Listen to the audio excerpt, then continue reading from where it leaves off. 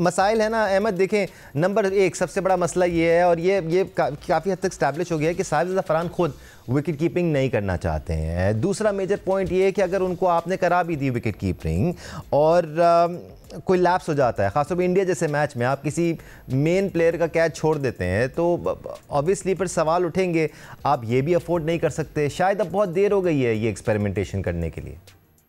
जी बिल्कुल बिल्कुल, इसमें कोई दो शक नहीं है। और नंबर नहीं है हारिस का जिस नंबर पे वो खेल रहा है, इस नंबर पे जो प्लेयर की एबिलिटी है वो डिफरेंट लेवल की होती है यहाँ पे ज्यादातर परफॉर्मेंस करने के लिए। आप देखें ये पॉलार्ड वगैरह के नंबर हैं, ये आंड्रे रसल वगैरह के नंबर हैं, तो हारिस का ये नंबर है नहीं। और ऊपर जो है नंबर पहले 3-4 नंबरों में हारिस की जगह बन नहीं रही है, तो यहाँ पे एक कॉम्प्रोमाइज हुआ हुआ है टीम के लिए। तो मेरा ख्याल है कि इट्स ओके, थोड़ा सा हमें भी अगर कोई किसी को अपनी जगह पे बैटिंग नहीं मिल रही है, एक होता है ना कि कोई ओपनर है तो तीसरे पे आ रहा है, बहुत भी हो गया चौथे पे आ रहा है तो फिर बड़ा हो जाता है, लेकिन अब कोई 6वें 7वें पे आए तो उससे थोड़ा सा एक्सपेक्टेशन लगाना ज्यादा है। हाँ, उसको एज ए कीपर ही लिया जाए। वैसे ही पाकिस्तान के पास इतने बैट्समैन खेल रहे हैं ऑलरेडी, पाकिस्तान को बल्लेबाजों की तो कमी नहीं, बस उसको अपनी अप्रोच चेंज करनी है। ये जब से प्रेशर अंडर प्रेशर आया, मीडिया की स्क्रूटनी में आया, ये क्या होता है, ऐसा हमारे साथ भी होता था।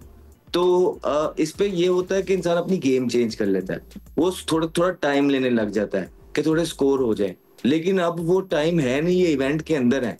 तो उनको एक मशवरा मेरा ये है कि भाई आपकी जैसे भी जब भी बारी आए, आपने वही करना है कि आउट होना है तो 2 बॉलों पे हो जाए, नहीं तो अगर 10 बॉल खेलें तो आपके 25 स्कोर लगे हों।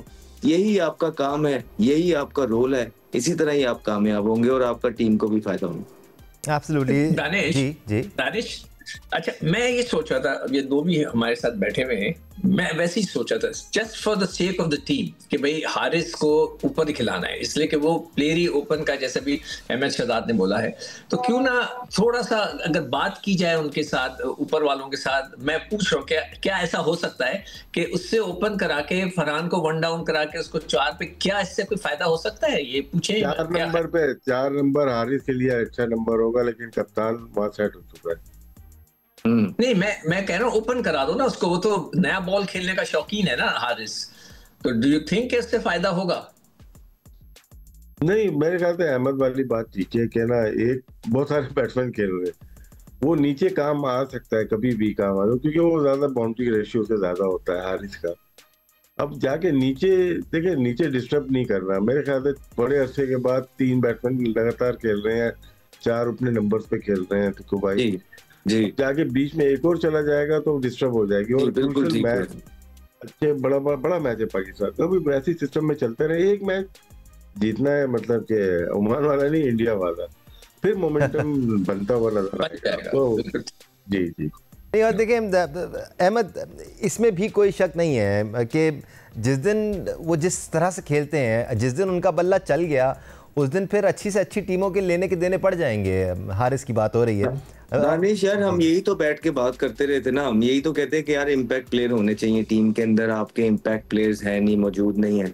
आप न्यूजीलैंड के प्लेयर्स की मिसालें देते हैं, फेन नैनल की देते हैं, इस तरह के प्लेयर्स के वो जिस तरह आते हैं और अटैक करते हैं और टीम का सोचते हैं। तो यार ये इसी तरह के तो प्लेयर हैं। साहिबजादा फरहान भी तो यही करता है कि वो टीम का सोचता है, ठीक है, और अटैक करता है। और ये हारिस भी तो इसी तरह अटैक करता है, हसन नवाज भी तो आता है, अटैक करता है। हाँ, थोड़ा बहुत आप ये जरूर कह सकते हैं कि जो जिस तरह राशिद भाई ने कहा ना, फखर जमान पे बड़ी इंपॉर्टेंट रिस्पॉन्सिबिलिटी है, बहुत इंपॉर्टेंट। अब वो इस टीम के सीनियर प्लेयर हैं, ये 10वां साल है मेरे ख्याल, पता नहीं कितने साल हो गए उनको। तो कभी तो उन्होंने जो है ना ये स्टैंड आउट करनी है ना, ये जो इन्वेस्टमेंट की है पाकिस्तान क्रिकेट बोर्ड ने उन पे, ये इन्हीं इवेंट्स के लिए यार।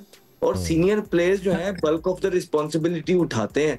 तो हम थोड़ी सी गलत लोगों पे बात कर रहे हैं, हमें थोड़ा सा अपना किबला दुरुस्त करना है कि मुझे लगता है कि जो सीनियर प्लेयर्स है ना इस टीम के अंदर, सच एज फखर जमान, सच एज शाहीन, हारिस रऊफ, इनकी रिस्पॉन्सिबिलिटी ज्यादा है इस टीम में बल्क ऑफ द परफॉर्मेंस करने की, और इन पे ज्यादा बात करनी चाहिए। आप फखर जमान की कंसिस्टेंसी पे बात कर सकते हैं, उन्होंने एक 50 ये पीछे किया है और उसके आगे पीछे उनसे परफॉर्मेंस नहीं हो रही है। तो ये वो राइट टाइम होगा फखर जमान के लिए भी कि वो परफॉर्मेंस करके एक अच्छी लेगेसी छोड़ना चाहेंगे ये इन इम्पोर्टेंट मैचेस के अंदर, जहां पाकिस्तान के यंगस्टर्स को बहुत जरूरत है कि आगे चांसेस उसी बना पे मिलेंगे कि वो ये जीतें। तो अगर इनके सीनियर प्लेयर्स सच एज फकर जो 10-10 साल से खेल रहे हैं, शाहीन अफरीदी, हारिस रऊफ, इनको हाथ खड़ा करना है और यंगस्टर्स के आगे ढाल बनना है और बोलना है, बताना है कि ये लो बेटा, हमने इस टाइम पे जब तुम्हें सबसे ज्यादा जीत की जरूरत थी चांसेस के लिए, हमने बल्क ऑफ द रिस्पॉन्सिबिलिटीज ली है, परफॉर्मेंस ली है।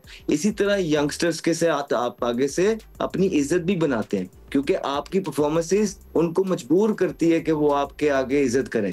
तो परफॉर्मेंसेस जब नहीं होती हैं और सीनियोरिटी आप दिखाते हैं, तभी टीम का माहौल खराब होता है। बिकॉज करियर तो सबका यकसा है ना, हर बंदा टीम के लिए खेलना चाहता है।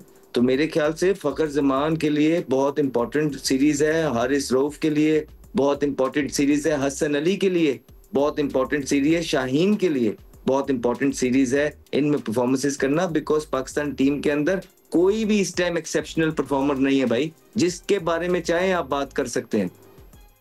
एब्सोल्युटली नहीं, फर्स्टिंग ऑन फखर जमान्स टॉपिक, ये इंपॉर्टेंट बात है इसको भाई। जी जी सर।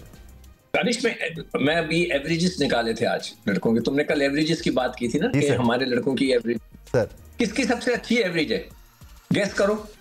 इसकी आप बताएंगे हमें? सबसे अच्छी, हाँ, आगा की सबसे अच्छी एवरेज आगा की 27। जस्ट इमेजिन 27, बाकी सब नीचे हैं। फखर भी 23 की। मैं कल यही तो अर्ज कर रहा था आपसे कि एवरेजेस में सर बहुत फर्क है, बहुत फर्क है एवरेजेस में। इसीलिए मैंने बैठ के आप फकर की एवरेज तो 23 की बता रहे हैं ना, चले ये भी मान लेते हैं ना सिक्कू भाई, खैर है यार, फकर की 23 की एवरेज है, लेकिन स्ट्राइक रेट भी बहुत नीचे है। जी, ये 132 है। हाँ, तो या तो 150 के स्ट्राइक रेट से खेल रहा होना और समझ भी आए कि यार 21-22 की एवरेज के बंदे को आप जो है ना कैरी कर गए 10 साल, तो समझ तो आती है। लेकिन 130 के स्ट्राइक रेट से 22 के एवरेज के साथ 10 साल खेलना, आई थिंक ज्यादा बात इस पे हुई नहीं है। लेकिन T20 फॉर्मेट में Fakhar is one of the most luckiest player. जिस तरह ये साइम अयूब है ना, ये अभी शॉर्ट रन में, लेकिन फखर लॉन्ग रन में बहुत लकी रहे हैं। इनको बहुत चांसेस इस अवाम ने और इस कौम ने दिए हैं, और अब वो टाइम आ गया। इंशाल्लाह हमारी दुआएं भी साथ है और पूरी सपोर्ट भी होगी, लेकिन अब वो टाइम आ गया कि फखर जमान को हाथ खड़ा करना है और सिंगल हैंडेडली जो है ना इम्पैक्ट इनिंग्स खेल के इस टीम को मैच जितवाने और ये एशिया कप जितवाने। नहीं, और सुनने में तो काफ़ी हार्श रियलिटी ये लग रही थी जब मैं कल कह रहा था कि ज़मीन आसमान का फ़र्क है परफॉर्मेंसेस में, तो वाकई में है। बिकॉज आपकी जी सर, मैं बता रहा हूँ ना कि 27 एवरेज जो है सबसे अच्छी है। जी सर। और सबसे अच्छा स्ट्राइकिंग रेट जो कि हसन नवाज का 167, बाकी सब 30s में है। सारे 130, 137, 136, 134, 117, ये सारे इसी रेशो में आ रहे हैं। वो आप सही कह रहे थे कल। एब्सोल्युटली, बात की वजह से। एंड अगेन हमारा देखें काम ये है कि हम बेहतर से बेहतर एक्सपेक्ट करें। जी राशिद भाई सर। देखिए फकर की बात हो रही है, देखिए फकर ना ये जोड़े वाली सीरीज में अच्छा परफॉर्म कर रहा है। जोड़े वाली वनडे एंड T20, ये वनडे का वेरी गुड प्लेयर था।